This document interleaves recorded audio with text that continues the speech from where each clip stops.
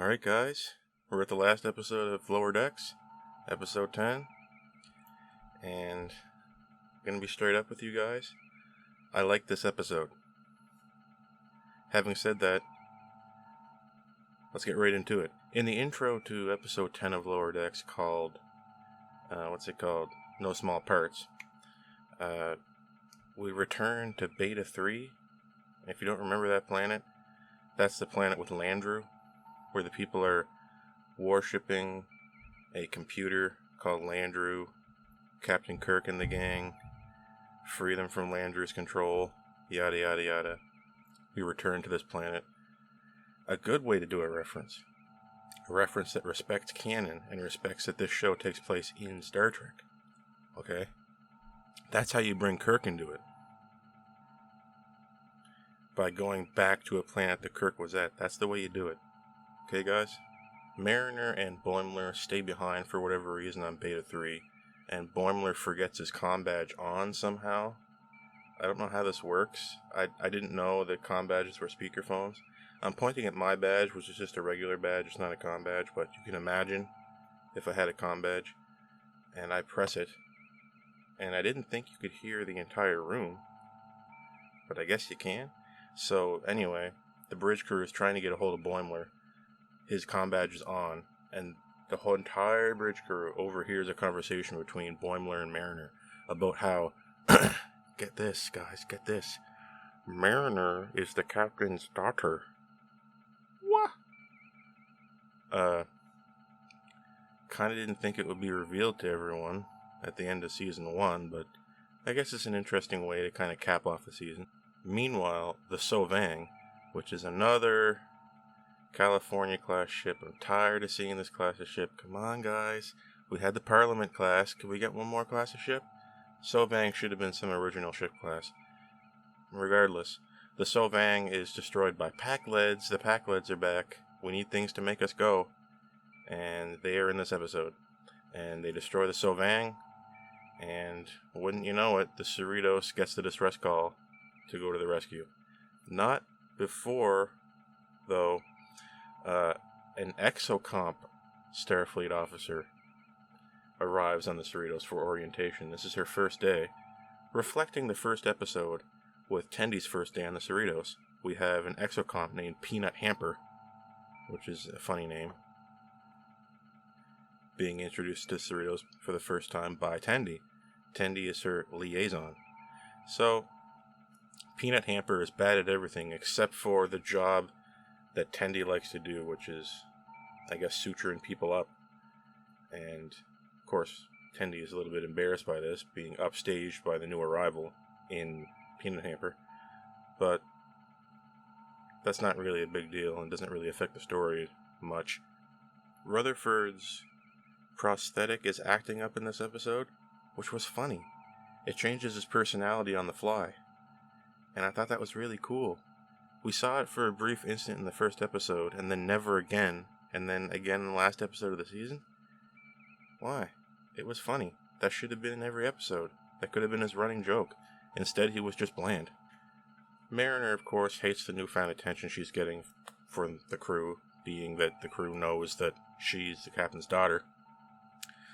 So, Boimler is trying to figure out a way to get himself a transfer to the Sacramento, and Mariner just kind of steals this idea and basically says, well, I'm going to go to the Sacramento. Nobody knows me on the Sacramento.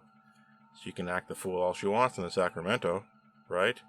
So she fixes her hair up and puts her sleeves down and acts all cool, which I liked. I thought that was better. That was a better look for Mariner. As the Cerritos approaches the distress call, origin of the distress call, from the Sovang, they are attacked by the Pakleds. They beam right into what I call a Kirkland field, which is every time you're watching an Alex Kirkland production, the hero ship warps directly into a field of wreckage without stopping outside the field of wreckage. That's a Kirkland signature. Somehow Mariner is encouraged by her mother to return to her old self in order to save the day, which I didn't think made much sense. I thought it would have been cooler if Mariner's newfound confidence and gravitas as a Starfleet officer saved the day. That would be cooler to me, because I'm a stickler. But she returns to her old ways in order to come up with an unconventional way to save the day. I haven't seen that plot line before, right? So they save the day by hacking the Pakled ship, and they do this by asking Badgie for help. So Rutherford asks Badgie, the holodeck program from earlier, to come up with a program to hack the Pakled ship. But in order for Badgie to do this, he had to turn off the safety protocol on Badgie, which is interesting and will come up again later. So Shax and Rutherford sneak onto the Pakled ship, and Rutherford is uploading the program into the Pakled computer, and Badgie decides to self-destruct the ship, which ends up inadvertently kind of killing Shax, because Shax blows up with the Pakled ship. Surprise. That caught me off guard. But Shax is killed by Rutherford's rogue holodeck program, and Rutherford doesn't have the chance to feel bad about this, because in the brouhaha on the Pakled ship, Rutherford's prosthetic is removed, and with it he loses his memories of everything he did on the Cerritos. So he loses all of his short-term memory, and now cannot feel bad about having inadvertently killed Shax, which is kind of interesting. It's kind of different. Anyway, with that Pakled ship destroyed, they think they're in the clear, but they're not. They're surrounded by Pakled ships. And who comes to save them? I'm calling it the Riker save. Okay? We could all use a Riker save in our lives. Maybe I could use one right now on the Dingwall. If we're ever in a bad way, maybe we can get a Riker save. Picard got it at the end of Picard Season 1, and now the Cerritos is getting it at the end of Lower Deck Season 1. Because the Titan beams in it out of nowhere and saves the Cerritos from the Pakled ships.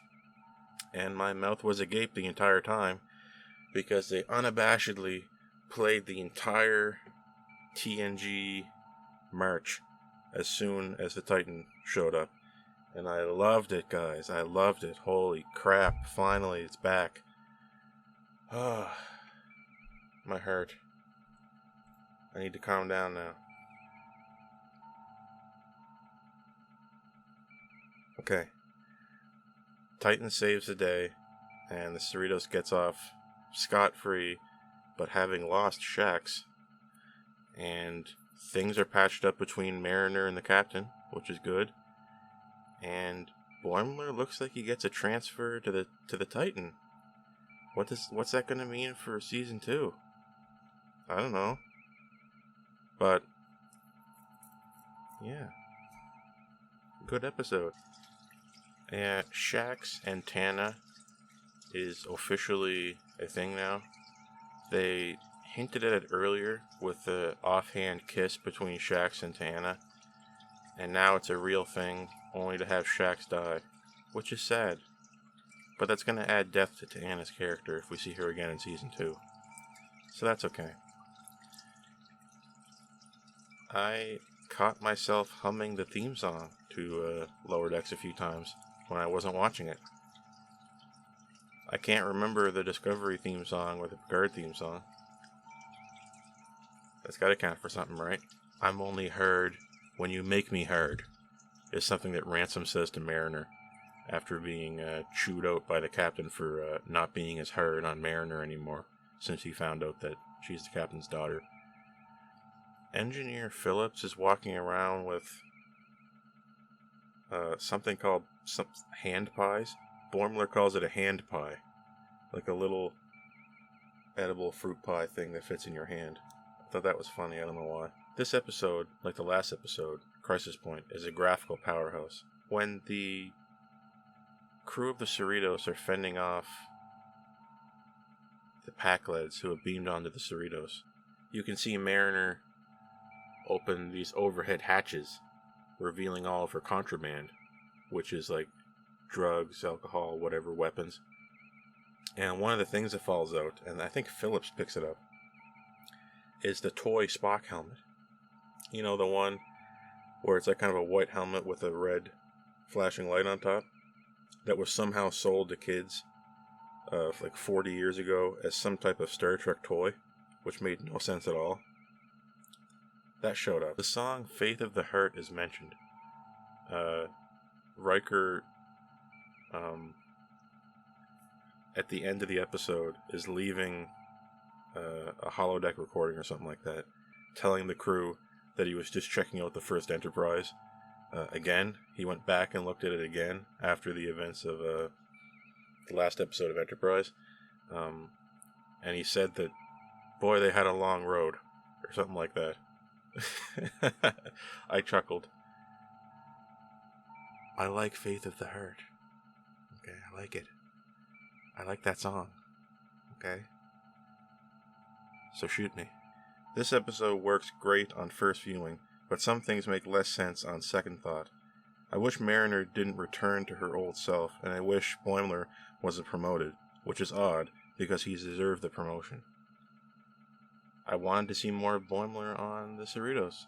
I learned to like these characters. Didn't really learn to like Mariner, but I learned to like Boimler. The references in this episode worked better for me than in the previous episodes, but if we get a season 2, I hope the references are mostly gone. Rutherford finally has a reason to have a prosthetic. Why wasn't it acting up for the whole season? It was funny. The Riker save at the end was fantastic, putting the Riker save at the end of Picard to shame. My mouth was agape the entire time. The ships in this series blew Disco and Picard out of the water. A favorite of mine being the Parliament class. Parliament class is cool. I might have to check that one out later. I wanted to give this episode an 8, then I wavered on that, and I wanted to give it a 7.5. But then I changed my mind again, and I said, you know what? For the effort, I'm going to go ahead and give this an 8. This is my favorite episode of Lower Decks. A fantastic way to end the series. Or season? I don't know. And I'm going to have to give the entire season a 6.5, which is strong. You know, that's strong in my books. I'm used to a 3 or a 4, but a 6.5 is fantastic, guys. Don't get me wrong. I'm not a hater. I love this episode. Faults and all. There's just so much I wanted to overlook so that I can get to the core of it. The little nugget of heart that was in this episode. This episode had heart, guys.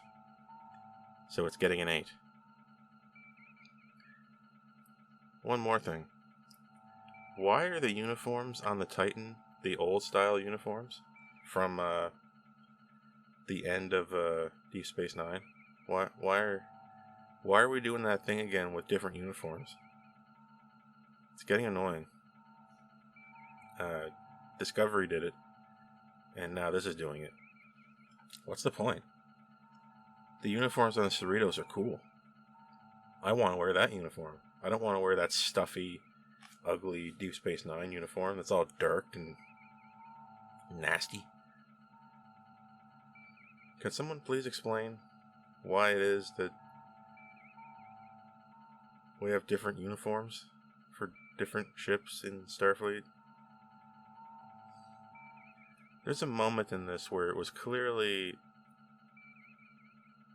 created to evoke an emotional response in the viewer, and that's when Mariner returns to her old self and stops acting all Starfleety and messes her hair up and rolls her sleeves back up, and it's playing this bombastic music, and I was supposed to feel happy about that, and I got the opposite feeling. For me, that was the low point of the episode.